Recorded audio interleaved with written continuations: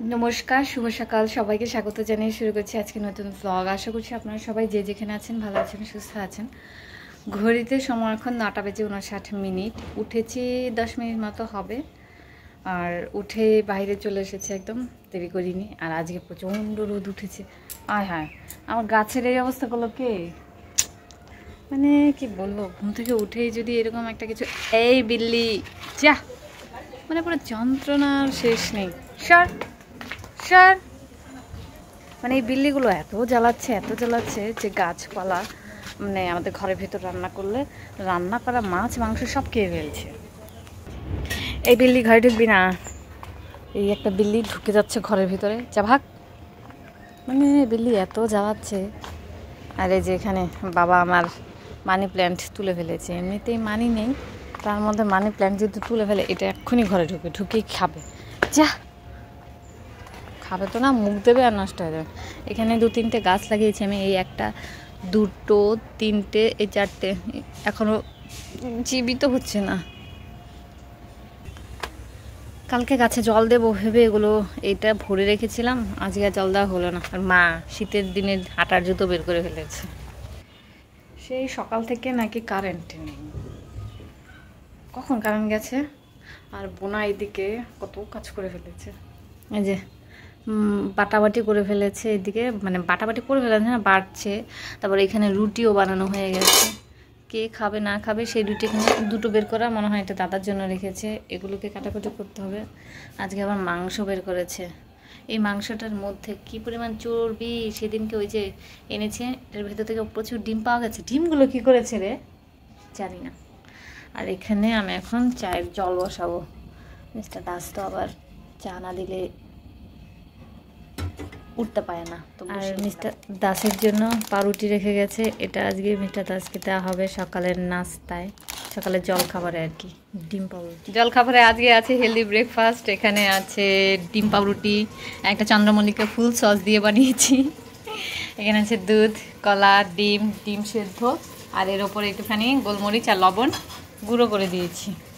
খাও, কে বলো চন্দ্রমল্লিকা ফুলটা কেমন।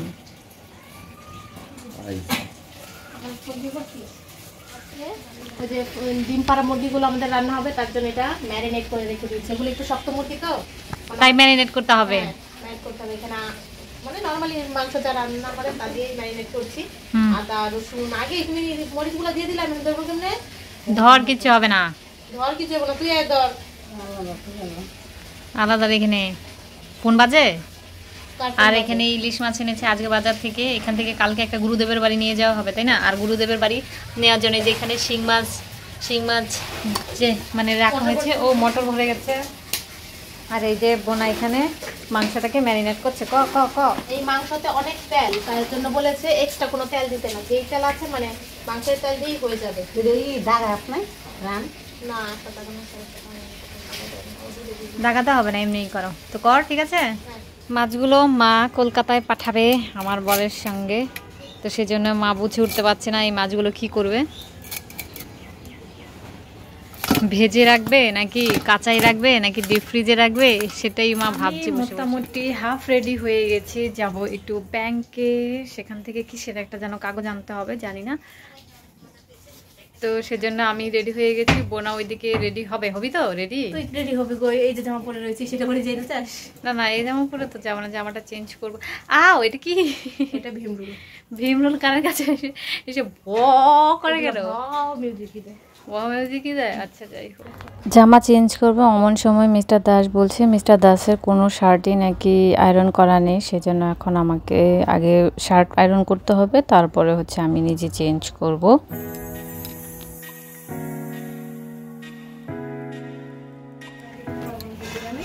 রেডি হয়ে আমরা বেরোচ্ছি, মিস্টার দাসকে আজকে নিয়ে যাচ্ছি ব্যাংকে থেকে, ঘুরিয়ে নিয়ে আসবো। জানি না যেতে পারবে কিনা, ঢুকতে বলে ঢুকবে, না ঢুকতে বলে নাই। না সামনে ব্যাংকে থেকে চলে এসেছি, এসে হচ্ছে এখানে মায়ের সঙ্গে কই মাছ কাটছি, মা কেটে দিচ্ছে, আমি শুধু আঁশ ফালাচ্ছি আর কি, আঁশ ফেলছি। তো ব্যাংকে অনেকক্ষণ ঘোরাঘুরি করলাম ওই আশেপাশে দিয়ে, তারপরে এসেছি দীপুদের বাড়ির ওখান থেকেও ঘুরে এসেছি, কিন্তু দীপুরা তো ছিল না, তাই যেতে পারিনি। এই জন্য আর দিবুদের সঙ্গে দেখাও হয়নি, এমনিতে ব্যাংকের আশপাশটা একটু ঘুরে চলে এসেছি। মায়ের মাছ কাটতে অনেকটা টাইম লেগে যাচ্ছে, মানে মাছ ধুতে আর কি, সেজন্য রান্না আমি বসিয়ে দিচ্ছি। এখানে যে জিরে নিয়ে নিয়েছি, ধরতেই পারছি না, আর এখানে পেঁয়াজ কেটে নিয়েছি, আর এখন হচ্ছে এই জিরে সম্ভার দিয়ে তারপর হচ্ছে রান্নাটা করব। সামান্য একটু তেল দিয়েছি, কারণ হচ্ছে মাংসটা তো অনেক তেল আছে, চর্বি আছে আর কি, সেজন্য সামান্য তেল দিয়েছি। এখন জিরেটা ফোড়ন দিয়ে দিলাম, এরপর দিয়ে দিয়েছি কেটে রাখা পেঁয়াজ, এটাকে ভালো মতো একটু নেড়ে চেড়ে নেব। এখানে কিছুটা রসুন বাটা, আদা বাটা, মরিচ বাটা দিয়ে একটু কষিয়ে নিয়েছি, অল্পই দিয়েছি কেননা মাংসটা হচ্ছে এখানে ম্যারিনেট করে রাখা আছে, এই যে এখানে সব মশলাপত্র দিয়েই রাখা আছে, সেজন্যই অল্প একটুখানি আর কি দিয়েছি। এখন এটা ঢেলে দেব। মাংসতে অল্প পরিমাণ তেল দিয়েছিলাম, আর কি পরিমাণ তেল বেরিয়েছে, এর জন্যই মা বলেছিল অল্প করে তেল দিতে। এখন এটাকে একটু ঢেকে ঢেকে ভালো করে কষিয়ে নেব। ভালো মতো মাংসটাকে কষে এখানে জল দিয়ে দেওয়া হয়েছে, আর এত তেল হয়েছিল কি খুঁজছ।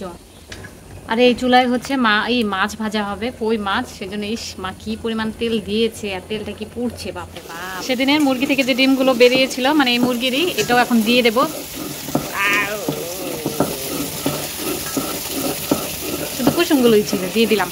আর কি পরিমাণ তেল ভাসছে উপর দিয়ে। বাড়িতে যাচ্ছে কয়দিনের জন্য? 4 দিনের জন্য এত বড় ব্যাগ?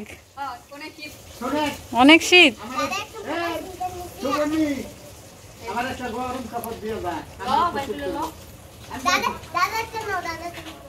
সুবর্ণারা বাড়ি চলে গেল 4 দিনের জন্য, ওদের বাড়িতে হচ্ছে একটা অনুষ্ঠান আছে, সেজন্যই ওরা গিয়েছে। আর ঘরে এসে মিস্টার দাসের কিছু নোংরা হওয়া জামা কাপড় বের করে দিয়েছে, এগুলো নোংরা হয়ে গেছে, এসে থেকেই পড়ে যাচ্ছে, আর নতুন কিছু আর বের করছে না, তো এগুলোকে আমি এখন নিয়ে ভিজিয়ে দেবো, এরপরে ধুয়ে দেবো।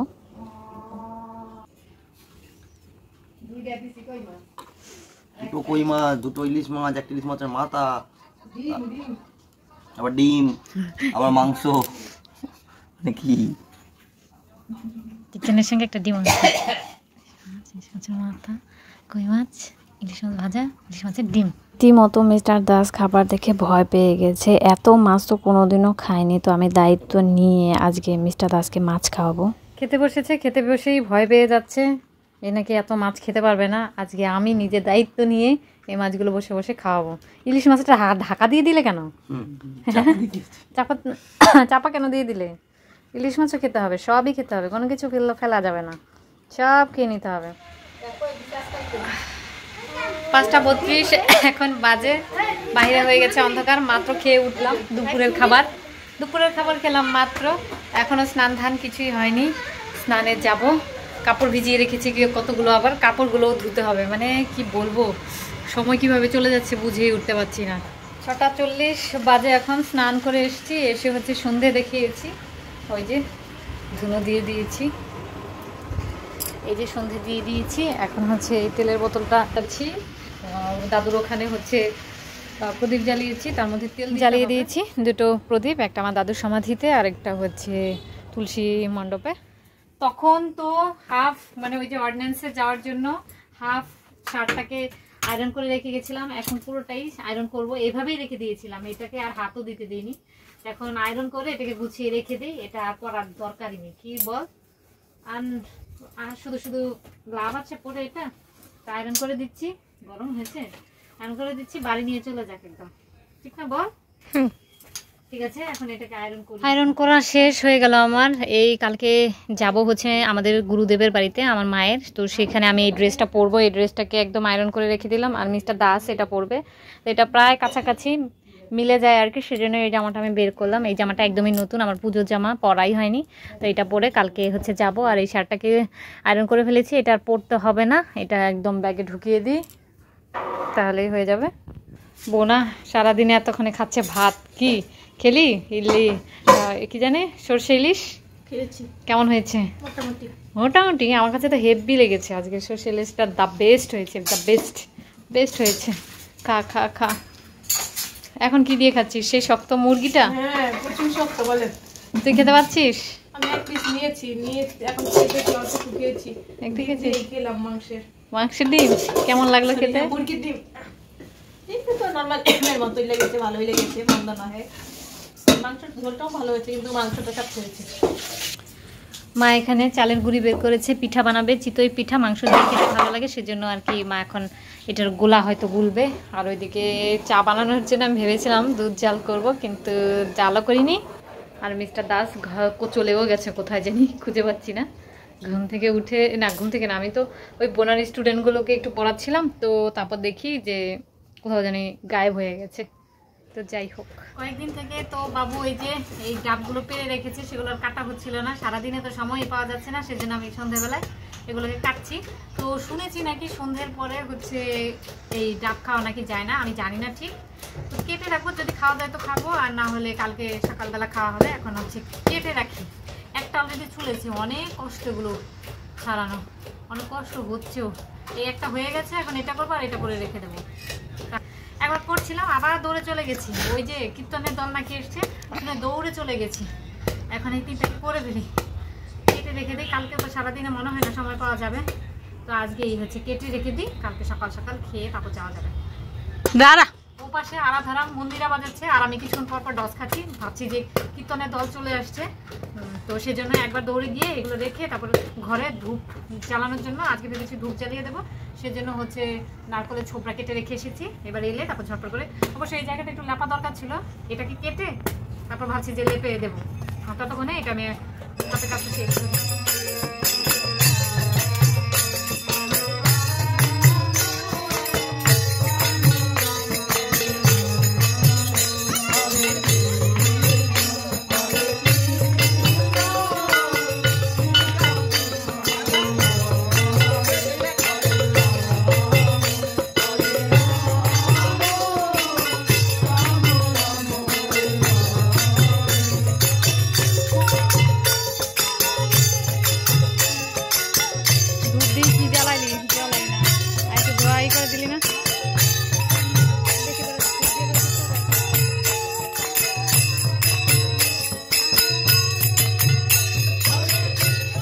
আমার কাটা শেষ হয়েছে, এখন মা লেগে পড়েছে ডাব কাটতে।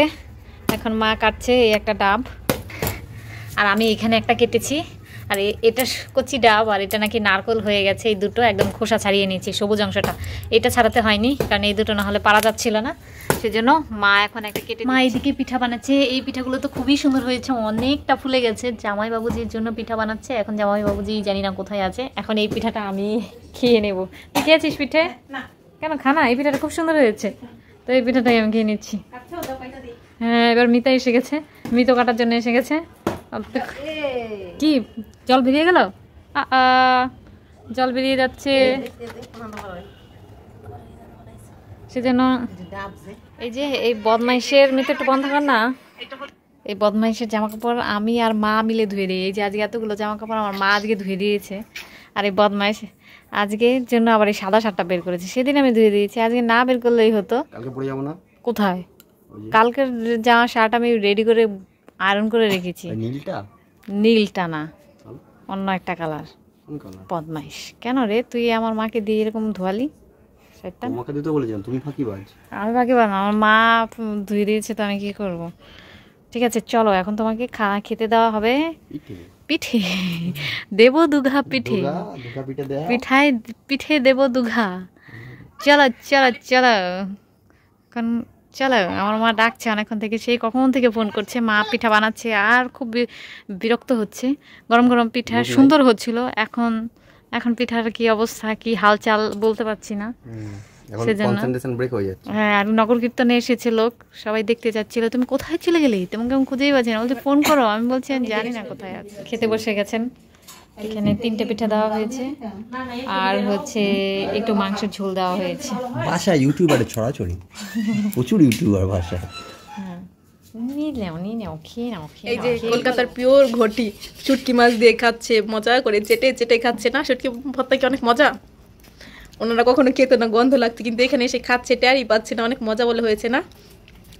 কিভাবে খাওয়া শিখেছে পরে একদিন বলে দিব আপনাদেরকে, গল্পটা কাহিনী কালকে। হ্যাঁ, কালকে কাহিনীটা বলবো কিভাবে। সারাদিন এত ব্যস্ত থাকে লোকটা, ডাবের জল খাওয়ার টাইমই পায় না। এখন রাত্রি 10:30 বাজে, সে এখন ডাবের জল খাবে।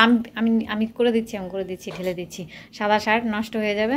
তো এখন সে ডাবের জল খাবে। আমি আরও 3টে ছুলে রেখেছি, এই যেখানে আরও 3টে ছুলে রেখেছি। এটা একটু ফেটে গেছিলো বলে এটাকে এখন দিয়ে দিচ্ছি, এখন খেয়ে নেবে।